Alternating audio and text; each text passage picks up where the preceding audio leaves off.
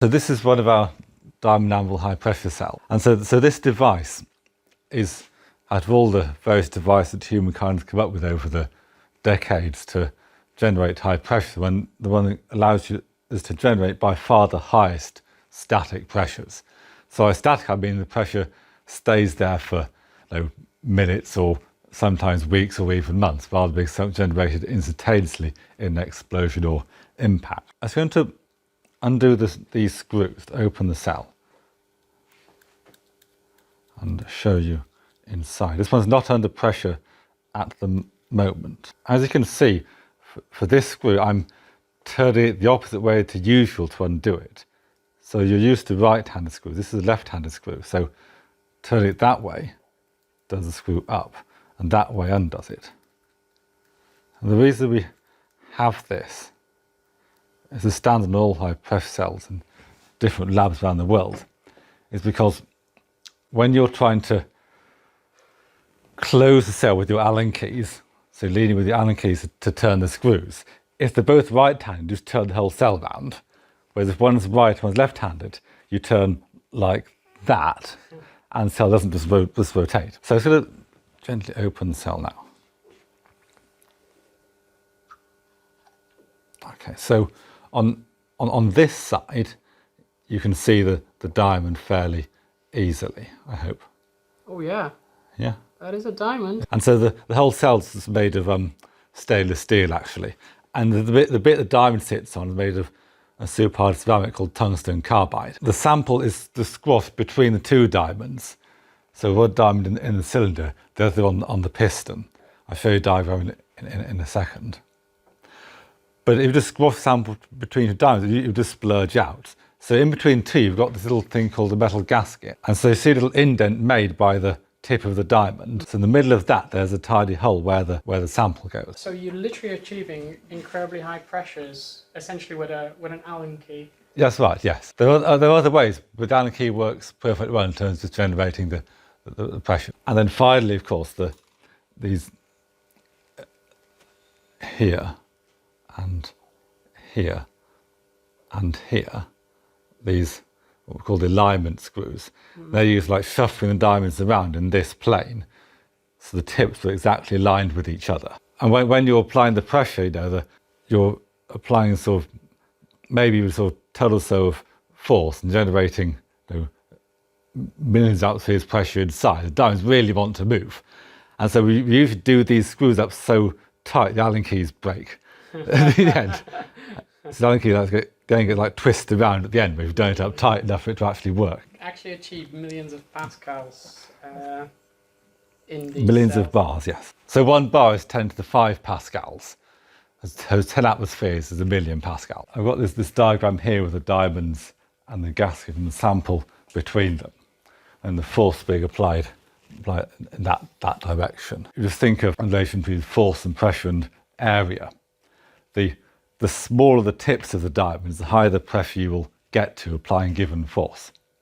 So on this graph here, I've got the diameter of the diamond tips in microns, and roughly the maximum pressure you will get to. And see, basically, the smaller the tips of diamond, the higher the pressure you'll get to before the diamonds break. All of the data points on this graph, apart from that one, are diamonds I've personally broken myself over the years in my various jobs in high pressure. So that one's the highest pressure I've ever got to, just over 200 gigapascals. So 200 gigapascals is 2.2 million atmospheres. This data point here, this one's not mine. That's actually the record of the pressure achievable using the conventional diamond anvil cell. Of just over 400 GP or 4 million atmospheres. In recent years, people have tried some sort of radical redesigns of a diamond anvil cell, using focused ion beams to build really tiny diamond coolants and that kind of thing. It remains to be seen whether these designs will actually work as practical methods to generate pressure routinely, or just be an interesting novelty. I'm not sure yet. I guess you saw me sort of sliding the piston cylinder into each other. So basically the fit between the piston is really accurate to sort of scale of a few microns. I really can't wobble that at all. What it does mean is, for instance, you've got to be very careful not to get the tiniest bits of grit or whatever stuck between the piston cylinder, because you will damage the cell when you try and close it if there's anything stuck in the way. You just look through the diamond at this end to see the sample. The diamond not only is very strong, it's also very transparent. That's how you'll see the sample in the microscope later. There's this high pressure cell is designed for just do experiments at room temperature. This is one of the ones that we use for experiments at high temperature. It's made of a different kind of steel. It's more stable at high temperature than normal stainless. I won't tell you because it seems to be closed at the moment. I don't know what the person who's using the cell is up to at the moment, so I won't ruin his experiment by opening it. But again, you've got two screws, and these wires are for the thermocouple that measures the temperature close to the sample. You have a big heater that you clamp around the cell, and if you want to try really high temperature, the second heater, which sits on top of the piston inside the cell, and basically you stick in the wires for the internal heater through there, and all the other holes of various different things like moving the diamonds, that kind of stuff. Look at diamonds from the side and so on. So this cell, as you see, it's ambient pressure at the moment. So by reason, that's how do you measure pressure inside the high pressure cell. And the main method we use is what we call photoluminescence, of a tiny chip of ruby sat inside the cell. And so what I'm about to do is just put the cell on spectrometer to make sure I've got a piece of ruby in there and calibrate what ambient pressure means in terms of the measurements. So ruby is red, and it's red because, as you know, red corresponds to about 650 nanometers or so wavelength. And if you study the wavelength light emitted from ruby, you get these two sharp peaks at about 695 nanometers.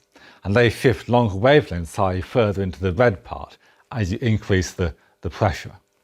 But to start with, you need an accurate calibration for your particular chip of ruby, what the wavelengths are at ambient conditions before you start out. So ruby is red when you've got a big crystal of ruby in your hand, but it's actually, it looks like any other kind of dust once you grind up into a powder.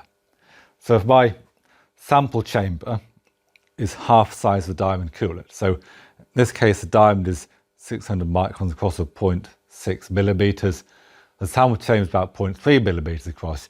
You need a pretty tiny speck of ruby to go in there and not take up the entire sample chamber. And so once you've ground your ruby up, it looks like any other dust. So you need to actually go on spectrometer to check you've got a ruby in there and not a piece of dust. We use a microscope for putting our piece of ruby in the sample chamber, and we have some surprisingly low-tech solutions.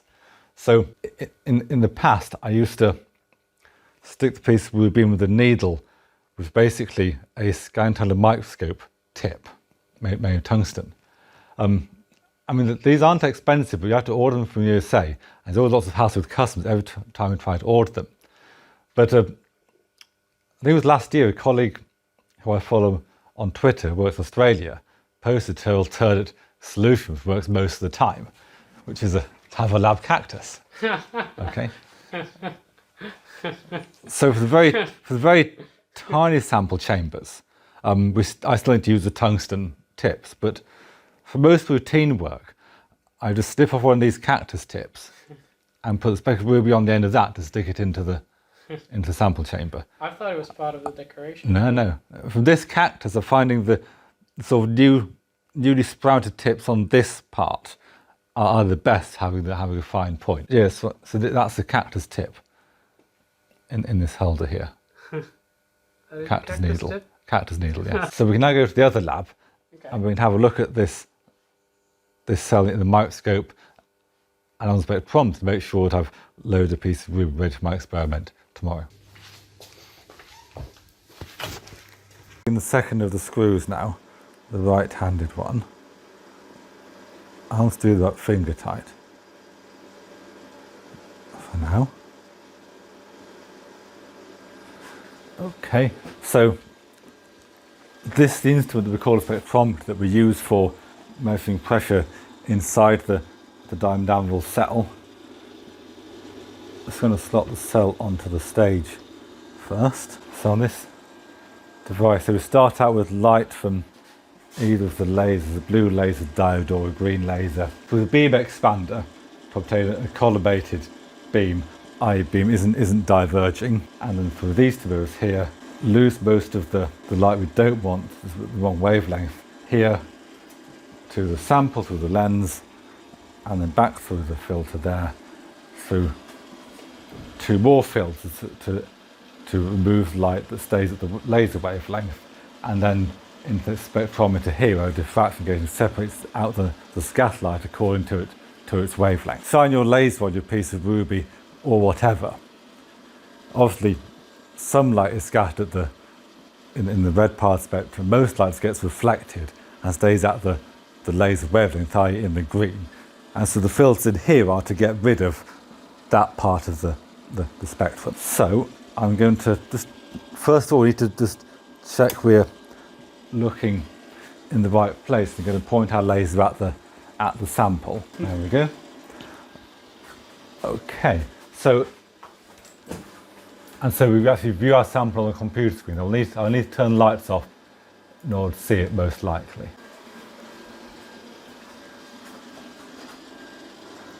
And as you can see, we can't see anything at the moment, at least not on the computer screen. So check, I don't need to move my LED at all. Okay, so if we look at the computer screen now, there's a slightly blurred image here that's probably our sample chamber. So we'll look at maybe sort of 250 microns or 0.5 millimeters for the size of this image. I sort of move it so that one of the pieces is in the middle and turn on the laser to measure the photoluminescence spectrum. So if we have an interlock system so that people can't walk into the lab who aren't authorised whilst the laser is turned on, so we need to activate that first. Various buttons and now we can turn the laser on.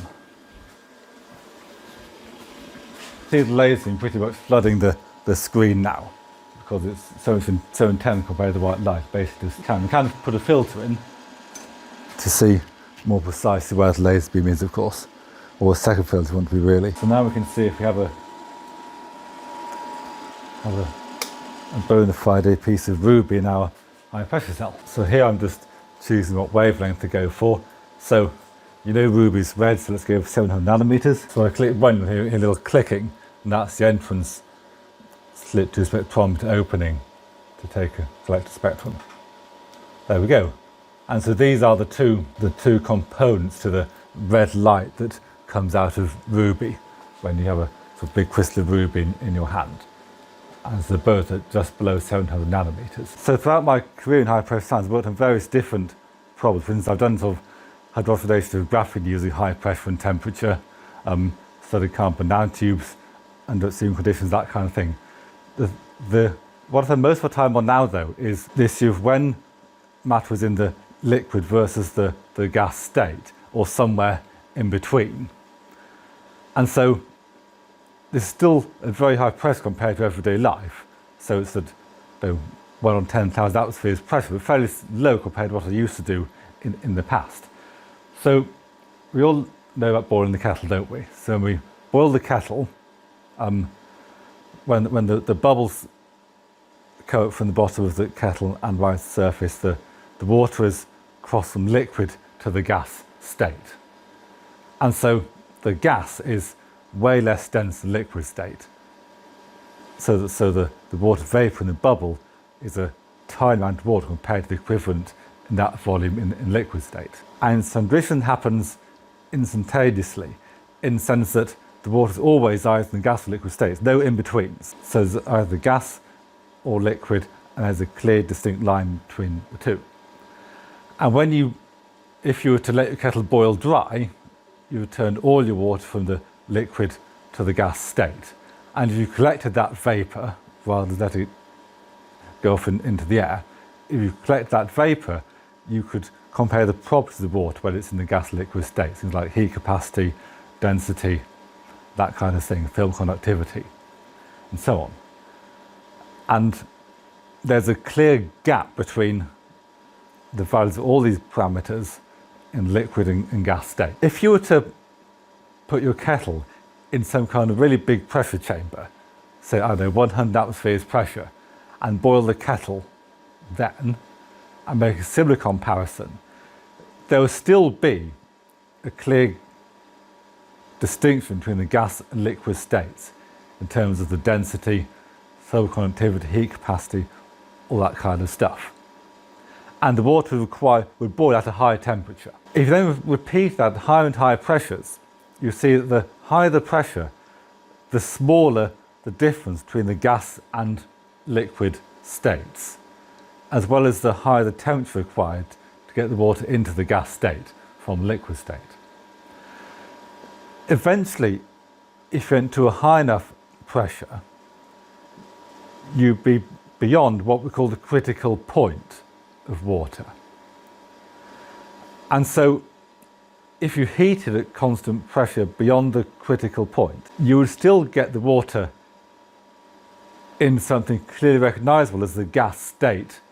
Eventually, if you go at higher temperature, there will no longer be a sudden, or we call first order phase transition between liquid and gas state. And so for, I guess, a couple of centuries or so, it would be that beyond the critical point, you can't draw any distinction between liquid-like and gas-like behaviour. So it will eventually get to what was definitely a gas. It gets there gradually, and no way you can draw some kind of line between the liquid-like and gas-like behaviour.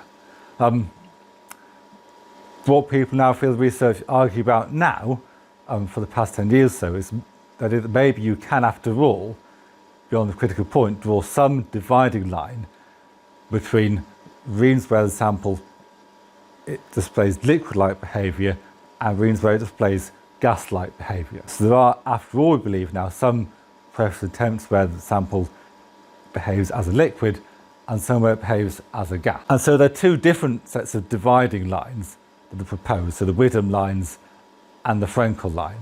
And neither are a sudden change, like when you boil the kettle.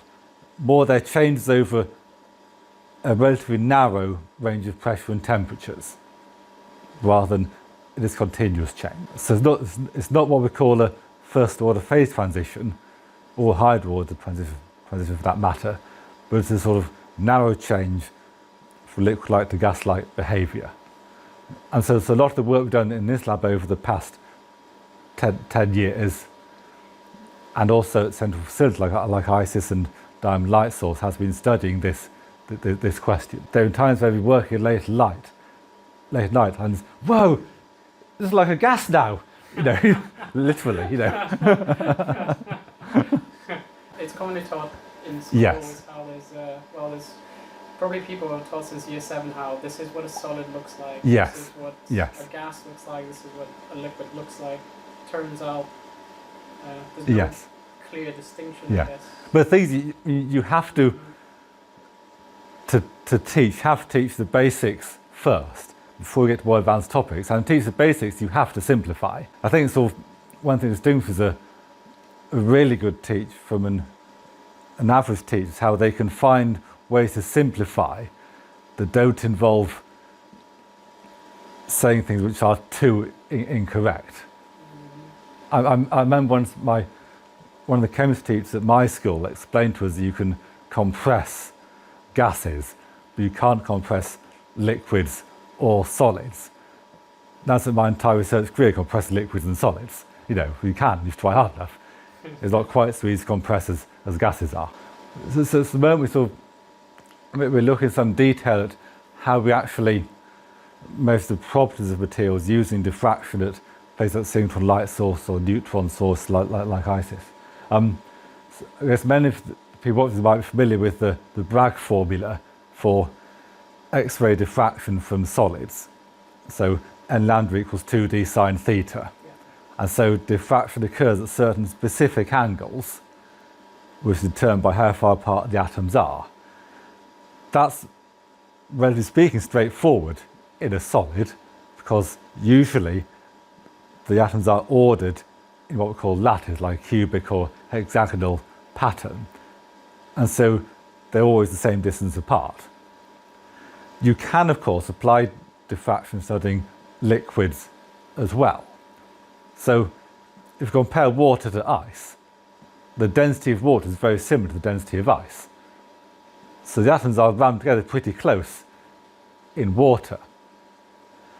And so you do diffraction on liquids such as water, and there's enough correlation how far apart the atoms are to see the diffraction effect, but rather than peak at certain exact angles, you kind of bumps over a range of angles. So look at how you can interpret that kind of data, and also, just importantly, not overinterpret it. We're also looking at how we can mathematically describe the interaction between atoms in a fluid or whatever. So some of you this might be familiar with the van der Waals forces, van der Waals effect. So if we imagine have two atoms, say argon atoms, they start out a long way apart, they don't interact. And then when they get quite close to each other, they will interact via the van der Waals forces. And so physicists have written this down mathematically as a potential, depending on 1 over r to the 6. So they get attracted to each other via the van der Waals forces more the closer they get together, with the potential energy between them varies 1 over r to the 6. And then historically, physicists looked at how you would complete that picture. So you've got the van der Waals force attracting the atoms, but then once they get really close together, atoms aren't allowed to overlap, so you've got some repulsive force as well. And so physicists have used for a long time this potential called Lennon-Jones potential, with the attractive part as 1 over r to the 6 and the repulsive part as 1 over r to the 12.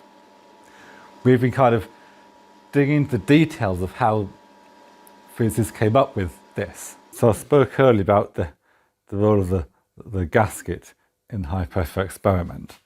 This little metal plate that sits over the diamond, and then some sits in a tiny hole in the gasket. Otherwise, some explodes out under high pressure, especially if it's a liquid.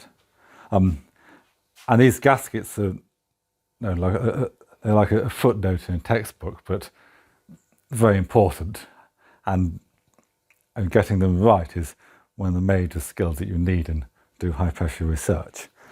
So what this diagram here of the gasket, and so it starts out about 0.2 millimeters thick, and then you indent it to like a small fraction of that by just crushing the gasket between the diamonds.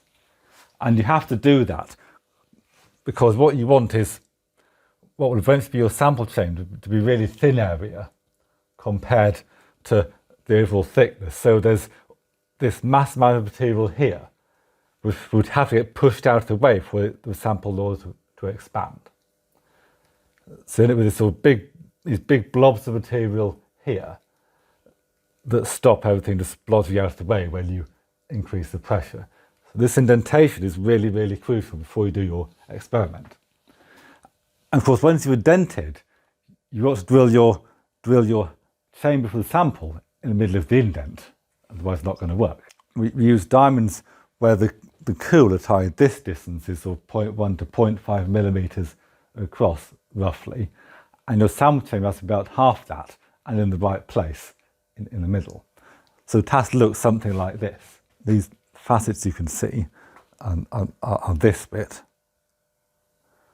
and then that's the coolet. In this case, the coolet was 0.25 millimeters across, and the sample chamber right in the middle. Getting these sample chambers in the right place were like major headaches of my field of research. Not glamorous or exciting, but super important, and separate out the successful physicists from the unsuccessful ones. It is possible to use a normal mechanical drill to do this, but it's pretty challenging. The drill bits break constantly, and it only works for stainless steel gaskets. A lot of time you have to use rhenium gaskets instead for stability at high temperature, really high pressures. So what most people use is is a spark eroder device.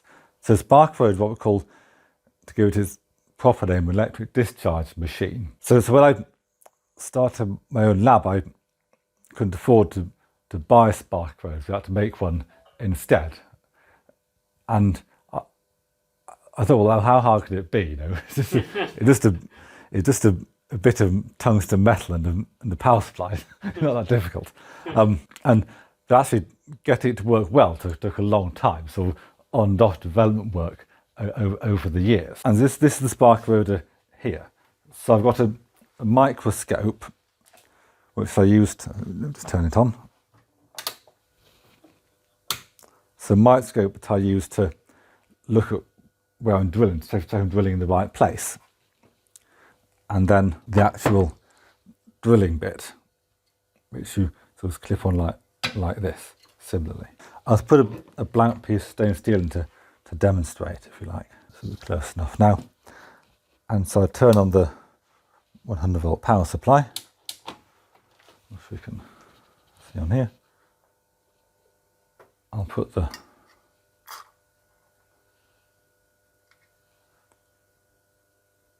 reason we don't go above 100 is because you obviously need to have a much higher level of safety precautions above 100 volts.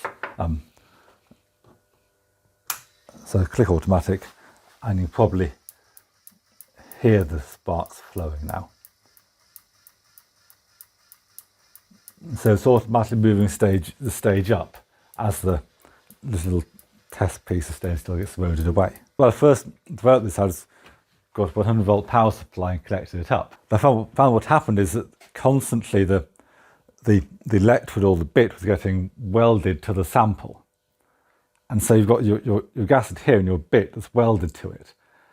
Then try and pull them apart, it goes ping, and the bit moves. And of course, once the bit's moved, it's useless because you need to be drilling in the right place. So what I realised was, rather than a 100 volt power supply, I would need to have some kind of setup where the electric charge is held on capacitor rather than coming from a normal power supply. Because then the idea was that once the charge on the capacitors has been discharged, no more current can flow. So you can't have too much current flowing at once to lead to the bit being welded to the gaskets. But to start with, I assumed that we would need some pretty hefty capacitors for this. So I got, I think it was like 4,000 microfarad capacitors all in parallel and charged up to 100 volts.